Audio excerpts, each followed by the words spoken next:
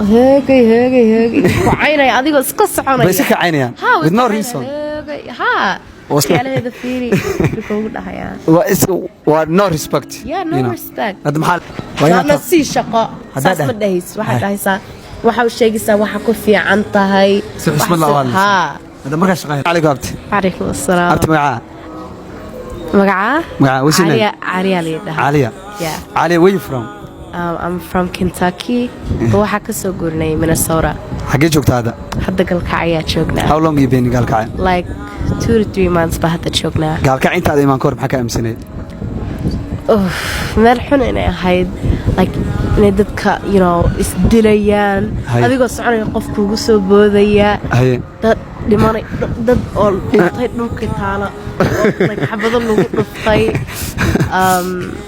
yeah that's يعني dead body everywhere dead body on the street that's what you expect before you come to Somalia so هذا كور Somalia واسه هذا الحمد لله اسمه القروح أو قام ضد حمى ضد في عندهين you know ويت كذا you know وكل هذليان you know أداء لهذا الشيء you know قفي عن أداء تهيد you know سيف عن كل هذا هاي ورسبك قرينا هاي لكن واحد ليني أول إني هلا عادي أو صار عوان عمل هاجي أديك صعينا على الضحية صار أول ليني بسم الله واحد ماشي لسه عوان مصير عمل يا كونجليزا نوقف ملاوي يعني أفكامين تو عوان تنو ملاوي تركانا عمل ضدو حاسد marka America marka maxay idin ku sheekin jiray yaani TV-ga maxay idin sheegay jireen Soomaaliya oo meel say camal meel oo dangerous pirates berkasta ku arkaysid dad inay kugu soo boodayaan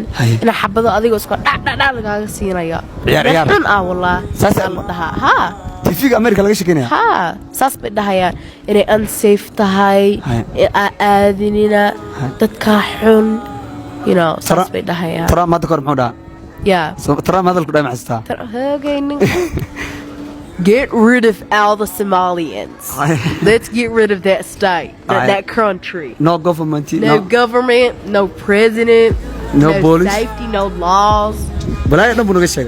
برا أمريكا وين عيانة مالك سوين عنتها. لكن الصومالي هذا ما يلبث أنا أقول من قروه. كعي قروه بوساسو هرقيسة مقدسو. مقدسو مرة دفع عن كسمايو. ملا سدن مار. واسف. تشيكا وملا سيف لكن أمريكا ورحنا إنه شيء يعني. So what's your message to the people of United States who are talking shit about Somalia? Right, no, because even ayaga san Somalia kaddigay. It's literally their fault that Somalia is like this. Whose fault? Before America's fault. In a san Somalia noqotay oo la burburiyay oo farxo before qurmel qurux bay ahayd oo geedo saas istaagay buildings of fiican but saas bay ku burburiyeen because they don't like us. Because anaga ka fiican but they can't seem to America ma la hadalna America enough is enough as a Somali people we suffer enough right هذا yeah you know Islam andi meeshan ba iska joogna ma ku ayno ma kugu soo boodno so ashkala ku diina xaway hada if you were the president of Somalia what could you change Somalia badan baa bedeli lahaa guryaha waxa laga sameeyo materialka la isticmaalo wood ba isticmaali lahaa more they use more biro da marka dhacdi waa dhimanaysaa saas dhacdi waa dhimantaa yani xagga safety-ga maxaa ka bedelay waxa bedeli school system ka like more macallima like ciyaalka education ka like ina free nooga dhigno oo easy uga dhac cunto provide garayno because guriga you know cunto always ma laga heli how you like the behavior of the kids in Somalia the way they behave the kids like your age my age most of them is like not you know sifi هاجي وعيني adigo iska soconaya bas ka caynaya with no reason وسي والله حاجة شو كان تدخل معايا أنا ويكوعينا يا دي قصعنا يا هاكو دايا الإيه التهاجي على هذا فيري بيكون ده يعني no respect no respect هذا محل هذا respect دتك شماية respect كريا فعلا إسكت سينا دتك مريكا قديها this why إنه قاعد لين because سي عيالك إسكت دتك إسكريا بحس كده أيها دم ساس بيه هذا محل هذا kids in America and Europe more respectful than it is in Somalia. School ka bara. School ka bara so iska dhigo respect so loo fariisto so like you know. But how can math iyo Arabic iyo dawaaska tagaysaa cunaysa that's it. Yeah, respect ma la baro. Respect ga muhiim ya.